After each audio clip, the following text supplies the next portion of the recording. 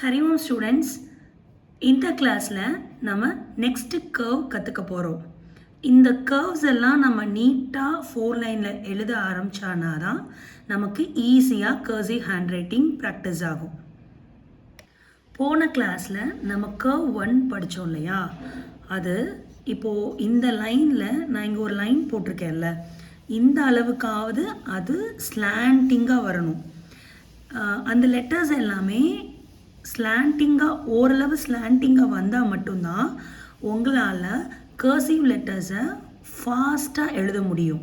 இப்போ for example curve வந்து நம்ம போடும்போது இப்படி போடக்கூடாது. ஸோ இந்த இடத்துல வந்து ஜர்க் ஆகக்கூடாது. எப்படி போடணும்? ஸ்லாண்டிங்காக வந்து இந்த இது இடையில வந்து நீங்கள் எங்கேயுமே ஸ்டாப் பண்ணக்கூடாது. ஓகேயா? இப்போது நம்ம இந்த கிளாஸில் நம்ம நெக்ஸ்ட் கர்வ் பார்க்க போகிறோம்.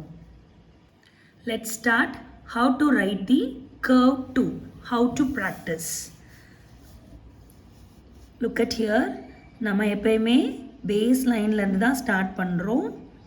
ஸோ இங்கே டாட் வச்சுக்கோங்க.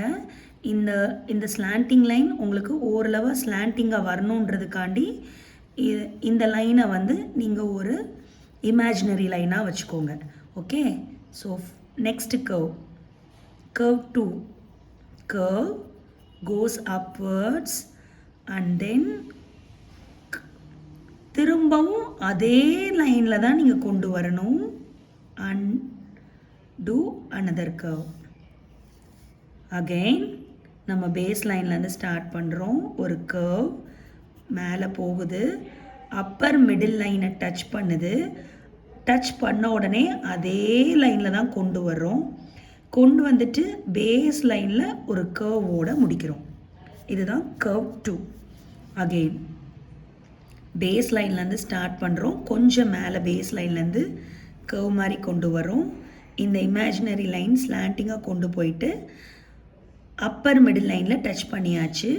திரும்ப அதுக்கு மேலேயே வந்து திரும்ப லோயர் மிடில் லைனில் ஒரு கர்வ். இதுதான் நெக்ஸ்ட் கர்வ். இப்போது இந்த இடத்துல நான் வந்து ஒரு ஸ்லாண்டிங் லைன் வரைய அகைன் இங்கேருந்து ஒரு கர்வ் மேலே ஸ்லாண்டிங்காக போகுது. அப்பர் மிடில் லைன் டச் ஆகிடுச்சு. அதுக்கு மேலேயே டச் ஆகிட்டு அகைன் லோயர் மிடில் லைனில் இன்னொரு கர்வ்.